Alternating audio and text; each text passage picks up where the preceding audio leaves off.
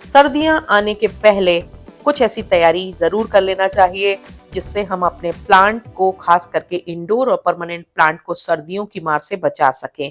इस वीडियो में हम 3 पॉपुलर प्लांट की विंटर केयर पे बात करेंगे, जिनमें पहला है एलोकेजिया। इसकी तमाम वैरायटीज की विंटर केयर कैसे करें। दूसरा है जीजी प्लांट। जीजी प्लांट को सर्दियों में किस तरह खराब होने से बचाएं। और तीसरा है डिफिन बेकिया या डिफिन बाकिया, और ये भी विंटर सेंसिटिव प्लांट है जो अक्सर सर्दियों में खराब होता है। मौसम का बदलाव अब साफ साफ दिखाई देने लगा है। जब से नवरात्र शुरू होती हैं तो वैसे भी हमारे यहाँ जो मौसम है वो बदल जाता है, और बिल्कुल ऐसी परिस्थितियां बन जाती हैं कि ना बहुत ज्यादा गर्मी होती है ना ठंड होती है। ऑटम का मौसम आ जाता है, और यही मौसम गार्डनिंग के लिहाज से बहुत इम्पोर्टेंट होता है। Most of the rigorous gardening work इस समय किए जाते हैं। सितंबर और अक्टूबर का जो मिड होता है वो हमारे यहाँ सभी के लिए बहुत व्यस्तता का होता है। एक तो लगातार पड़ते त्योहार, फिर उस पे से आपको अपने विंटर गार्डन की तैयारी करना और समर या परमानेंट प्लांट को बचाना आने वाली सर्दियों से, तो काम कई गुना बढ़ जाता है। और आजकल हम तमाम लोग अपने परमानेंट प्लांट को सर्दियों के लिए प्रिपेयर करने में लगे हुए हैं। अभी पिछले दिनों मैंने एग्लोनिमा की ऑटम केयर पर एक वीडियो अपलोड किया था, जिसमें मैंने बताया था कि कौन से ऐसे काम हम अपने एग्लोनिमा में कर ले ताकि इस बार सर्दियों में आपकी एग्लोनिमा खराब नहीं होने पाए, एग्लोनिमा पर पड़ने वाले मौसम के असर को मिनिमाइज कर सके। और इसी सीरीज के अगले वीडियो में मैं 3 प्लांट्स की विंटर केयर पे बात करूंगी। ऑलमोस्ट मिलते जुलते जो प्लांट होते हैं उनकी रिक्वायरमेंट भी मिलती जुलती होती है। ऐसे में एक सिंगल प्लांट के लिए विंटर केयर वीडियो बनाना उतना मुझे वाइज नहीं लगा, तो मैंने इस वीडियो में एलोकेजिया, डिफिनबाकिया और जीजी प्लांट, इन तीनों की विंटर केयर पर बात की है। जिन लोगों ने अभी अभी इन प्लांट्स को लगाना शुरू किया है या बीते सालों में उनके ये प्लांट्स खराब होते रहे हैं, वो अपने इन प्लांट्स को इस सर्दियों में मरने से बचा सके। क्योंकि एक बात को बहुत साफ समझ लेना तो बहुत ज्यादा जरूरी है कि जब भी हम कोई प्लांट लगाते हैं और वो ट्रॉपिकल प्लांट होता है, तो सर्दियां आने पर उसमें डोरमेंसी का कुछ न कुछ असर तो होता ही होता है।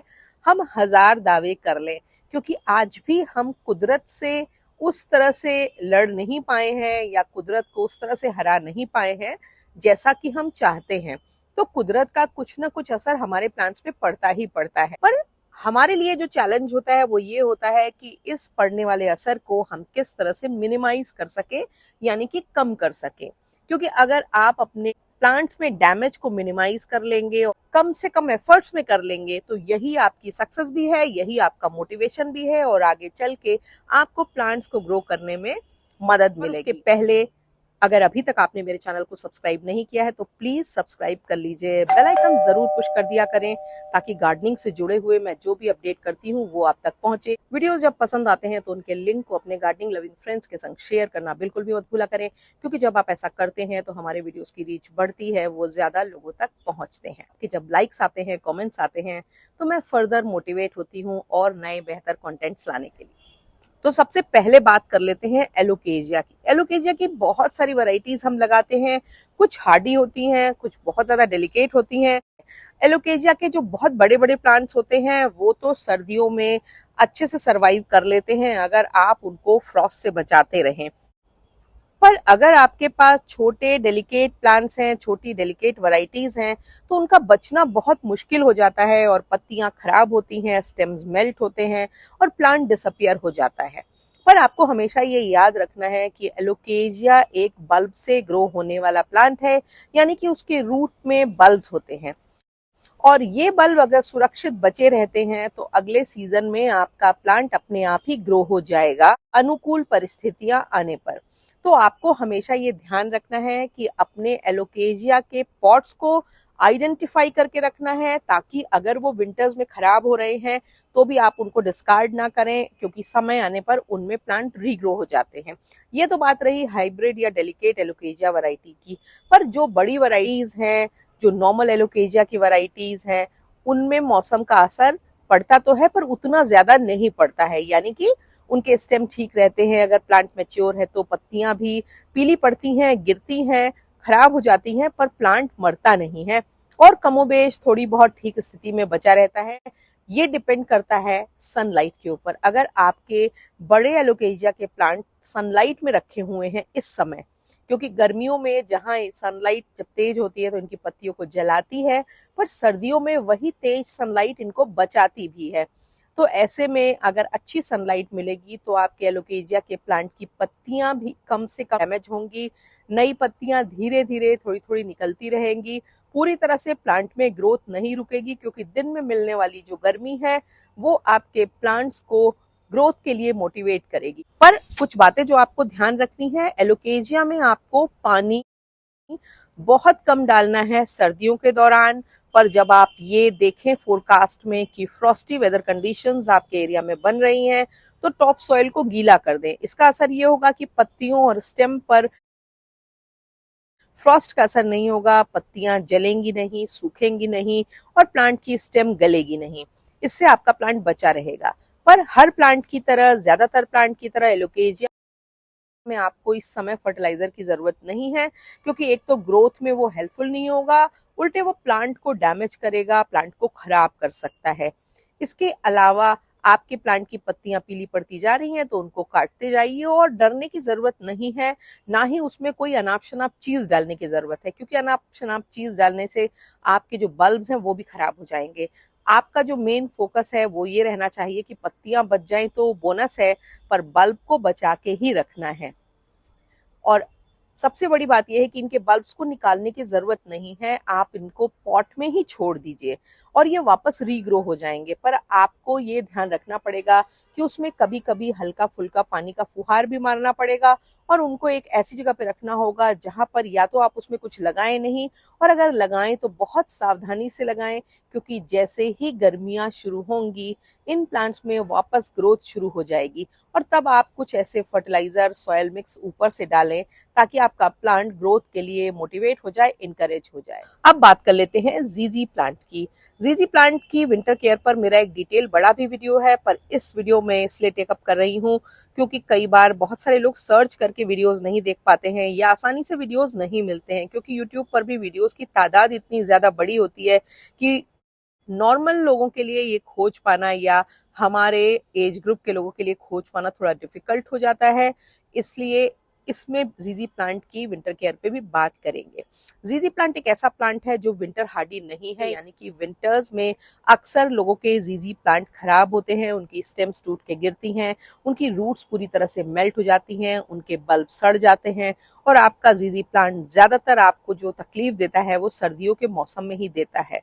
तो अब उपाय क्या करना है? सबसे पहली बात तो यह है कि उपाय के तौर पे आपको सबसे पहले अपने प्लांट का सन एक्सपोजर बढ़ा देना है।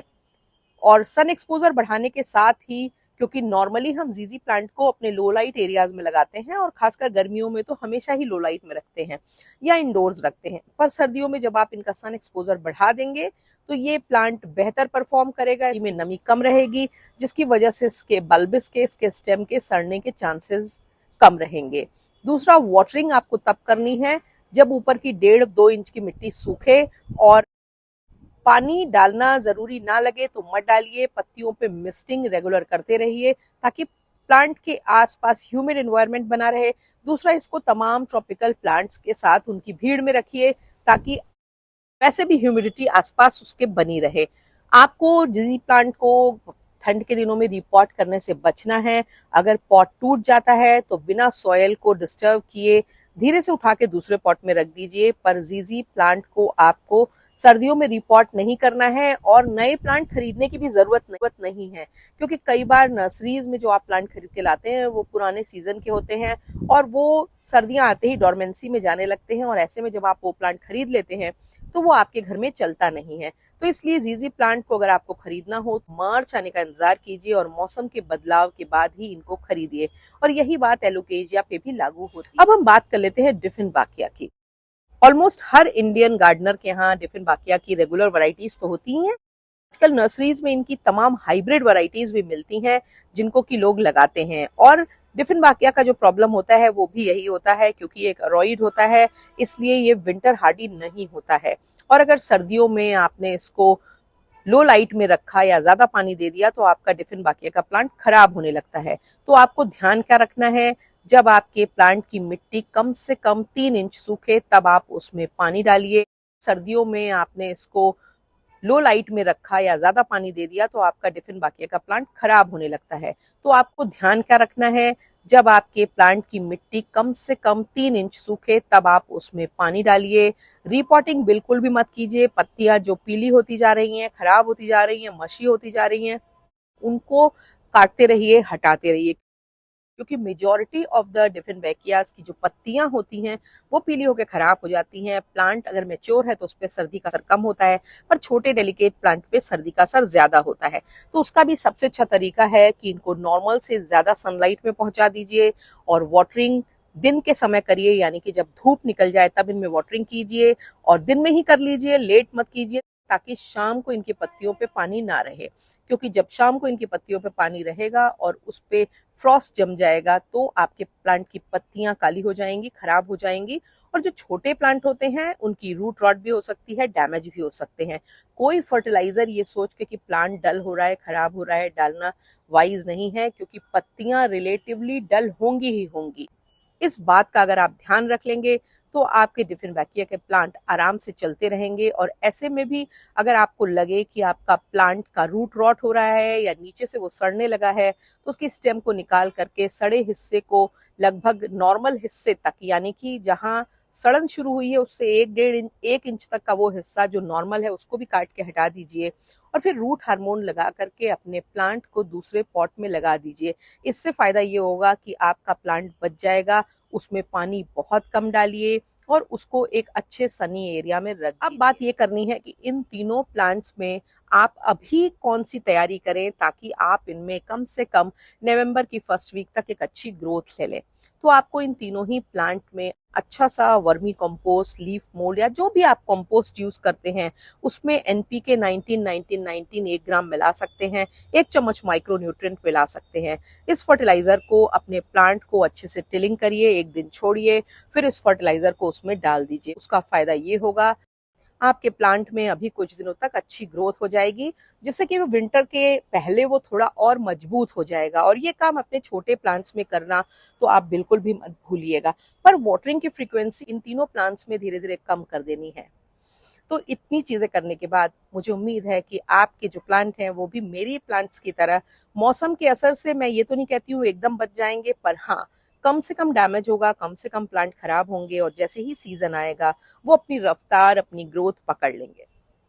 कैसा लगा आपको वीडियो, और आप किन प्लांट्स की विंटर केयर पर बात करना चाहते हैं, उनसे रिलेटेड वीडियोस देखना चाहते हैं, ये कमेंट बॉक्स में जरूर लिखिएगा। क्योंकि अगर वीडियोस हैं मेरे पास तो मैं आपको उनके लिंक कमेंट बॉक्स में दे दूंगी, और नहीं होगा तो आपकी फरमाइश के अनुसार इस पे मैं वीडियो बनाऊंगी। अगले वीडियो में भी मैं किन्हीं 3 प्लांट्स की विंटर केयर पे बात करने वाली हूँ। तो बने रहिए, गार्डनिंग एस्थेटिक्स को देखते रहिए और अपने गार्डनिंग के लेवल को अपग्रेड करते रहिए। Thank you very much.